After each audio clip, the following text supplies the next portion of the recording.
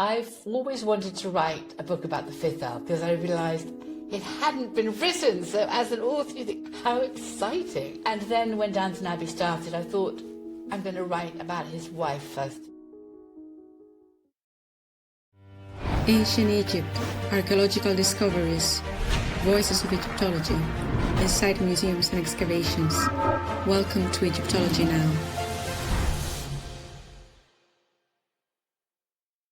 Hello and welcome to Egyptology Now, the podcast where we explore the latest research and discoveries about ancient Egypt. Writing history is never just about facts. It's about piecing together lives from fragments, letters, and memory. In this final chapter, we explore storytelling, legacy, and why Tutankhamun still fascinates the world.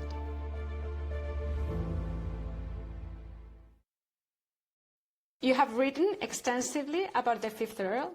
What motivated you to tell his story in your own voice? I've always wanted to write a book about the fifth Earl because I realised it hadn't been written. So as an author, you think, oh my God, what an opportunity. How exciting. And then when Downton Abbey started, I thought, I'm going to write about his wife first of all, because I think Downton Abbey focused quite a lot on the ladies and on the sisters and Elizabeth McGovern, Lady Grantham.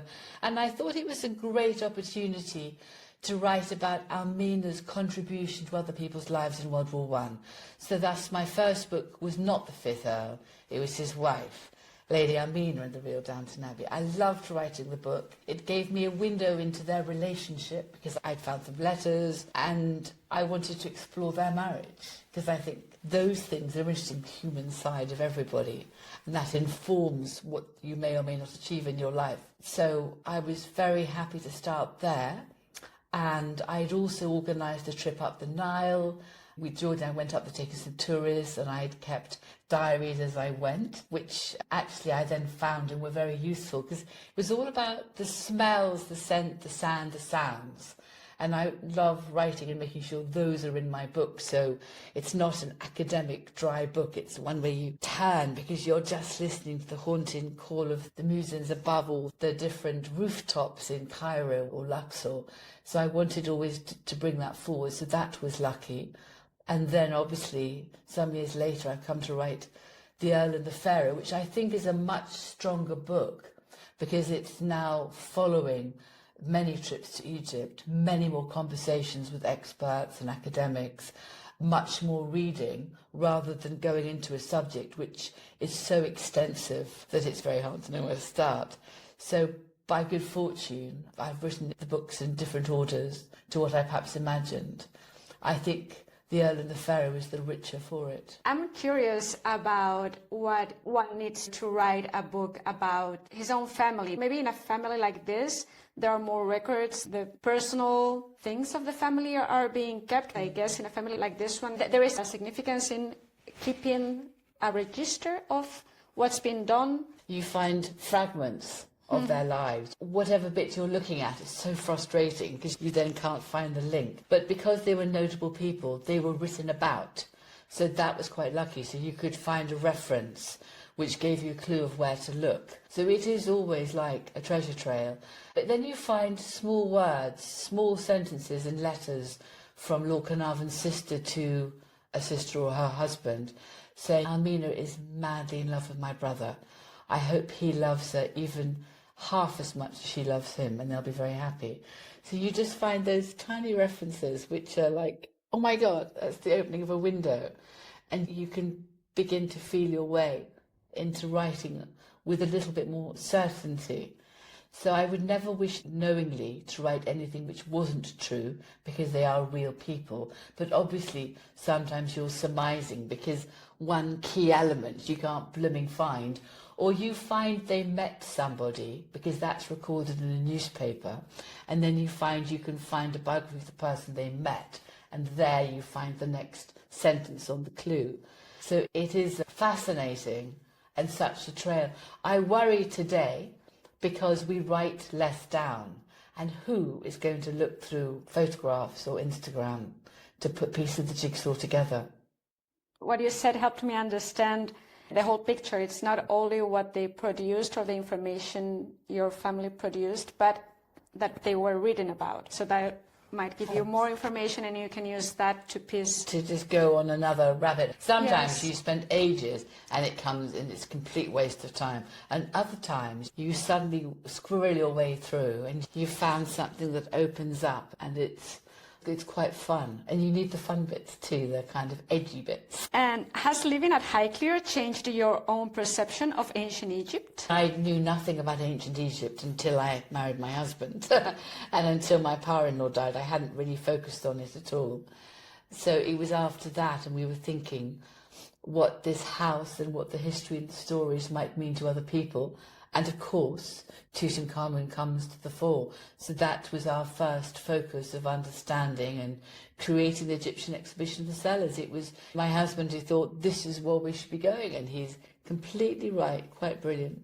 What do you think continues to captivate audiences about Tutankhamun more than a century after the discovery? I'm often thinking about the very question, why are we so captivated by it? What was it about that moment in time, or the wealth, or the boy king? Was it the youth? Was it the unexpected death? Was it the richness or the treasures or the unexpected way it was discovered? Because today sometimes the current Egyptians say, we found part of a sarcophagus or something really exciting. But you think, oh, did you? And then it's not the same as this extraordinary moment in time. Perhaps because it was after World War One, perhaps because it was after the flu pandemic and the tragedy and the grievous, kniving loss of life and hope, perhaps, of that time, when we were all plunged into this awful 4 years. And then out of that, you've got this golden glimmer to another world, and perhaps that offered respite from it. I'm not quite sure. It's something I'm often thinking about. In the last chapter of The Earl and the Pharaoh, I wanted to carve out time to write the legacy. What is the legacy? Why are we so fascinated by it? And in some ways it's being quite light about it, because I think we seek lightness and answers to life. And in some ways that tomb of Tutankhamun offers us some answers to our lives today. What message would you like younger generations of historians and Egyptologists to take from the story of Carnarvon and Carter? I think it's a story of resilience, of following your passion, of not giving up with your dreams. It is a story which requires detail, consistency, careful approach, and then you come back to the typical British sense of humour. And kindness to others, because if you're kind to people, they'll help you. Lord Carnarvon was kind to the people around him. He often references the chief of police. I think they used to swap Turkish cigarettes and really good coffee. And there's a lovely picture of him sitting on the balcony of the Winter Palace quite often. So I think there's all that there. He was much liked. And if you're much liked and you're kind to people, then more doors open. And if more doors open, you might have more luck. And if you work hard and you're in the right place, you might have more luck. So it's all those sorts of lessons in life, because we spend lots of time falling in heffalump tramps, falling over, and it's about getting up again and trying again. If you could step back to that moment in 1922, standing beside Carter at the entrance to the tomb, what question would you most want to ask your ancestor? What can you see? It's the simple things in life. What can you see? This is the book we were talking about, The Earl and the Pharaoh, that is based on the life of the 5th Earl of Carnarvon. What is the most surprising fact you have found during your research? I found it very hard to sum up the life of a man who has opened the door to share so much of an ancient world with us, so that the end of the book was very hard to write. I think I ended it with a poem, didn't I? Let me go. When I come to the end of the road and the sun has set for me, I want no rites in a gloom-filled room. Why cry for a soul set free? Miss me a little, but not for long, and not with your head bowed low. Remember the love that once we shared. Miss me, but let me go. For this is a journey we all must make, and each must go alone. It's all part of the master plan, a step on the road to home. When you are lonely and sick at heart, go to the friends we know. Laugh at all the things we used to do. Miss me, but let me go. And his sister said that she thought that his life was marked by many acts of small kindness. And then there's a wonderful quote from Winnie the Pooh. Life is a journey to be experienced, not a problem to be solved. I think through his experience we've solved a few problems. It's a time of life when 100 years ago we were starting to drive cars. For millennia before that, tens of thousands of years, we'd only had horses. It's 100 years ago we'd started to fly in the air, for better or for worse. For millennia before that, we'd have to climb a mountain to have a nice view. So the technological changes in his lifetime have probably been like no other. Even if we think we're changing now, I think we are seeing things smaller, sorting data faster.